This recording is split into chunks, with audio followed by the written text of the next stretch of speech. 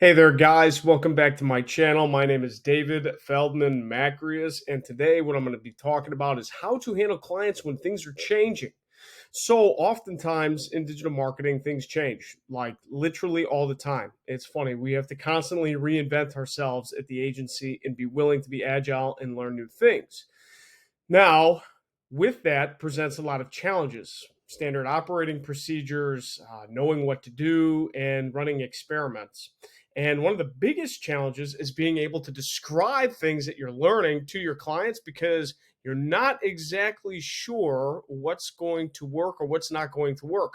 So clients want to have confidence in you. You want to portray a confident approach as far as the recommendations that you're giving for whatever advertising platform that you're running.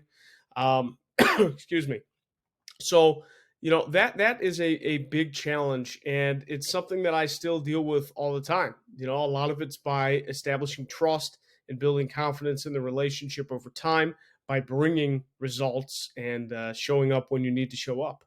But I wanted to share with you a template that I've created that makes it simplified because oftentimes I deal with clients that don't necessarily they don't have the expertise in what I'm talking about. Even if they're geared to marketing, they don't quite have the expertise. So how do you explain something and give someone recommendations that you're pretty sure of going with when your clients don't really understand, and how to basically manage something that is changing and moving target all the time with your clients, or and it could not even be with your clients, it could be with stakeholders. If you're a digital marketing manager of a company and you need to report to CEOs and CFOs that may not be in the delicate intricacies of marketing. It could be presenting to anyone that's a stakeholder that may not be as expert in the area. So this is a little template of what I created. I think it'll help you guys. It makes it pretty simple. Okay, so in this, I give a little format. Let me put myself over here. Basically, I put in 3 recommendations. So, hello client, for my analysis, here are my recommendations for this week. Insert time frame, right? Insert time frame. And you can have this as a recurring task. If you do this once a month or once every 2 weeks, or depending upon the medium, if it's changing a lot.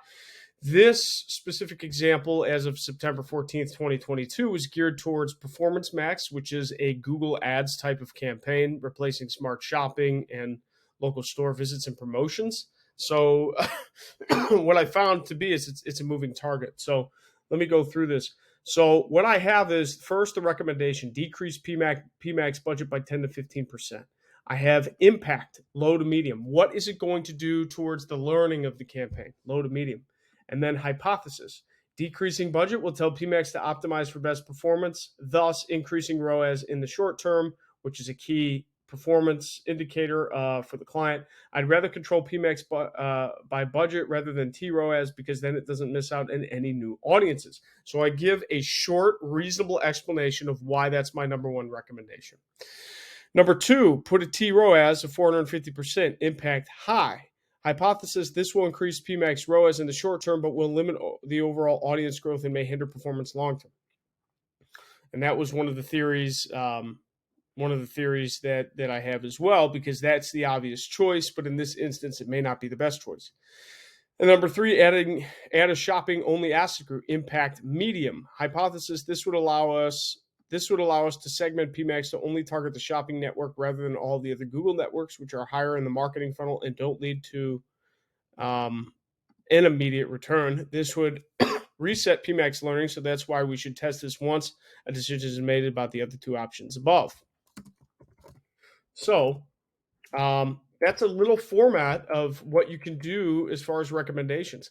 The thing with PMAX that's unique is, and I'm sure that it'll apply to other mediums and other marketing campaigns over time. The thing about PMAX that's unique is you can do so many different combinations, and you can only do things in stages of a few things at a time. Let it learn for weeks. Do it again, a few things at a time. Let it learn for weeks, so on and so forth. So what you want to do is you want to make sure that your recommendations are concise and good. And it takes research, it takes time, it takes analysis in order to come up with a list of recommendations.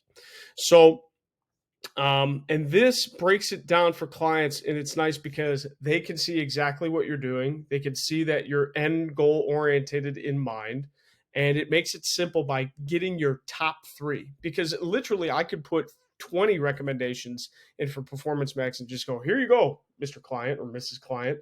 But I don't think that that's the right idea. People, especially business owners, key stakeholders, whatever it is, they need to make informed decisions, and they don't need a lot of options. Give them the top three or really top two best options, and then keep them in the loop and go from there. That is the job of client advocate, client digital marketing manager, what have you. Hope this helps, guys. I'm going to include this resource as a template in the doc for you. Feel free to use it, customize it. As always, happy business and good luck out there. If you like this video, give me a like, thumbs up, and subscribe too, because if you like this content, I'll put more of this content out. If you don't like it, well, sucks. Sorry. And I'll see you next time.